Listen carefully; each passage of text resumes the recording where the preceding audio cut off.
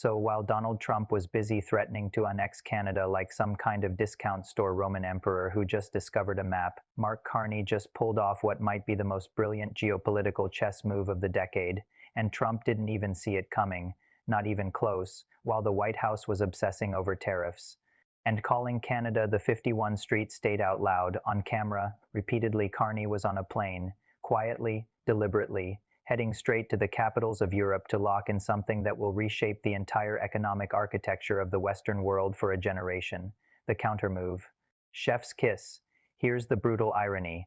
Trump's entire pressure campaign, the tariff threats, the annexation taunts, the economic intimidation was designed to bring Canada to its knees, to make Ottawa beg Washington for mercy, to force Carney to come crawling to Mar-a-Lago with a trade concession gift basket. Instead, Canada just made itself indispensable to an entirely different economic superpower, one with 450 million consumers, the world's largest single market, and a desperate need for exactly what Canada has, and Trump's camp. Full panic mode. Here's what happened. To understand why this is so devastating, you need to understand Trump's strategy, because it was textbook, classic bully mentality. The logic was simple. Canada needs the US more than the US needs Canada. 75% of Canadian exports go south of the border.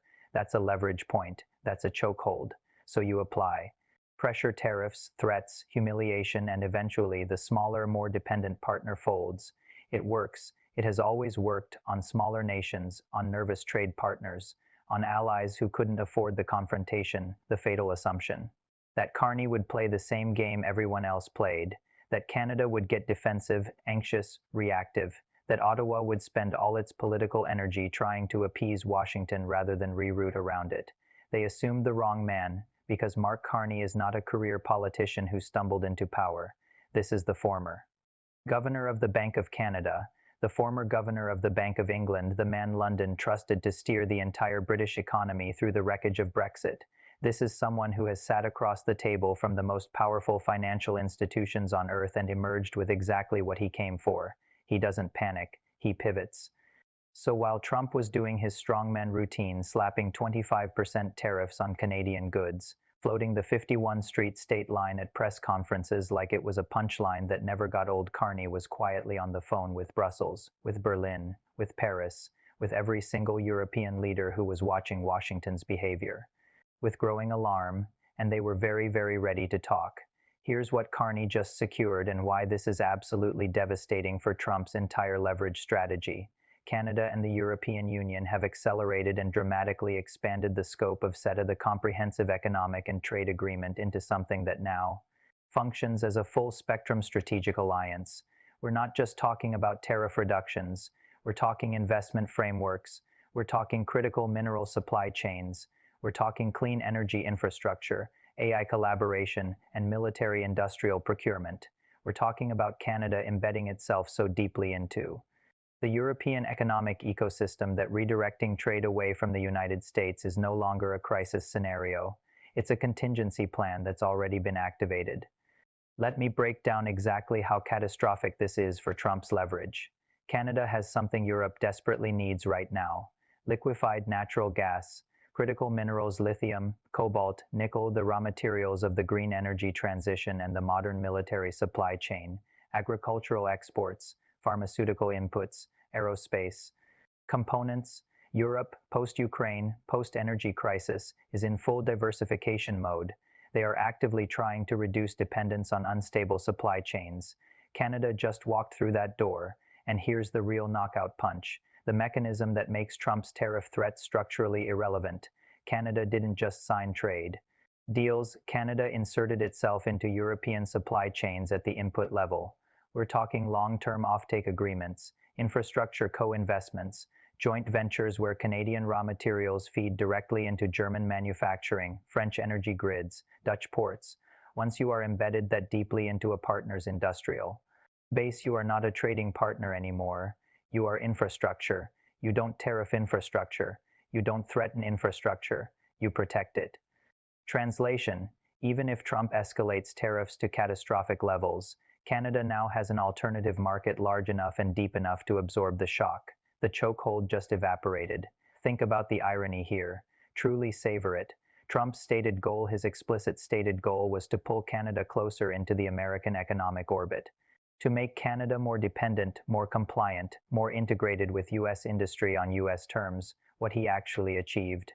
He turbocharged Canada's diversification away from the United States at a speed that would never have been politically possible otherwise. Before Trump's tariff threats, expanding CETA was a slow bureaucratic process. There were Canadian industries, auto parts, softwood lumber, dairy that were nervous about deeper European integration. There was no urgency, no political will to push through the hard compromises. Trump created the urgency overnight. Suddenly, every hesitant Canadian industry association, every nervous provincial premier, every trade union that had reservations about European competition looked at 25% US tariffs and said, "Okay, let's talk too." Brussels. Trump didn't bully Canada into submission. He unified Canada against him and then handed Carney the political cover to do something genuinely historic. And the European reaction? They are thrilled, not cautiously optimistic, not diplomatically warm, thrilled, because Europe has been watching Washington's behavior, the NATO rhetoric, the tariff threats against allies, the transactional approach to relationships that used to be built on shared values with genuine alarm. Canada just showed up and said, "We are reliable, we are professional, we believe in rules-based trade, we want a deep long-term partnership." After years of chaos from Washington, Canada walking in with that message is like someone offering water in a desert. And now here is Trump's lose-lose dilemma. If he backs down on tariffs, if he shows weakness, he loses his domestic political narrative. If he escalates, if he goes harder, he accelerates Canada's pivot to Europe, deepens the transatlantic partnership, and makes Canada even more independent of U.S. economic leverage. There is no move on the board that gets Trump back to where he was 6 months ago. None. But wait, there's more. Let's talk about the critical minerals dimension specifically, because this is where Trump really catastrophically miscalculated. The United States has its own critical minerals problem. The green energy transition, advanced semiconductors, electric vehicles, modern military hardware, all of it runs on lithium, cobalt, rare earth elements. And the U.S. doesn't have reliable, friendly, non-Chinese access to enough of it. Canada has enormous reserves, the largest untapped lithium deposits in the Western Hemisphere, nickel, cobalt, uranium, the stuff that the 21st century economy runs on. Trump apparently assumed that Canada's critical minerals were essentially predestined for American industry, that geography and NAFTA history meant those resources were already in the American pocket. Carney just picked that pocket clean. The Canada-EU Critical Minerals Agreement isn't just a trade deal, it is a binding framework that prioritizes European access to Canadian mineral resources for the next 30 years, processing facilities, joint extraction investments, supply chain guarantees that are now legally and commercially locked to European customers first. Think about what that means for American industry. Tesla, Ford, GM, Lockheed Martin, all the manufacturers, who were counting on easy Canadian mineral access.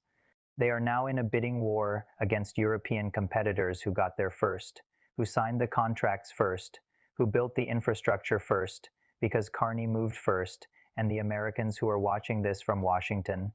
They are not in panic mode. They are in catastrophic, "How did we let this happen?" mode, because you don't undo a 30-year offtake agreement with a press conference. You don't renegotiate embedded supply chain infrastructure with a tweet. The window has closed. The Europeans got the access, and the US, the country that 6 months ago had the inside track, is now on the outside, paying premium prices, competing against partners who got preferential terms because Washington chose bullying over partnership. Brilliant, absolutely brilliant. Here's why this matters for regular Canadians, not for Bay Street, not for trade lawyers, for you. When your economy is 75% dependent on a single trading partner and that partner starts acting deranged, your job, your mortgage, your grocery bill, your economic future becomes hostage to someone else's political theater. That was Canada's vulnerability. That was the real threat. What Carney just did is build an economic escape hatch, a real one, not theoretical. Not someday we should diversify, talking point diversification. Actual contracted infrastructure-backed 30-year agreement diversification. We're talking about Canadian auto parts workers whose plants don't shut down because there's a European buyer for their output. We're talking about Canadian LNG workers whose projects get financed because European energy companies are investing directly. We're talking about Canadian farmers accessing 450 million middle class. European consumers with zero tariffs. We're talking about stability, real stability, the kind that doesn't evaporate every 4 years depending on who wins an American election. This is what competent leadership looks like. Not reactive, not defensive, not spending every press conference begging Washington to be reasonable. Proactive, strategic, 2 steps ahead, securing Canada's position while the other side is still figuring out that the game has changed. Let's be honest about what this really represents. Trump got played, completely, thoroughly, embarrassingly played. He came in with the classic economic coercion playbook: apply pressure, create fear, force concessions, walk away with a better deal. And instead he triggered one of the most consequential realignments of Western trade relationships in the post-Cold War era. He handed Canada's new Prime Minister the political mandate, the domestic unity, and the global goodwill to do something that would have been politically impossible without Trump's aggression making it necessary. Carney didn't beat Trump by fighting him. He beat Trump by making Trump irrelevant. He didn't get defensive. He didn't beg. He went around him entirely. And here's what makes this a true masterclass in strategic communication. Watch how Carney handled the public optics. No gloating.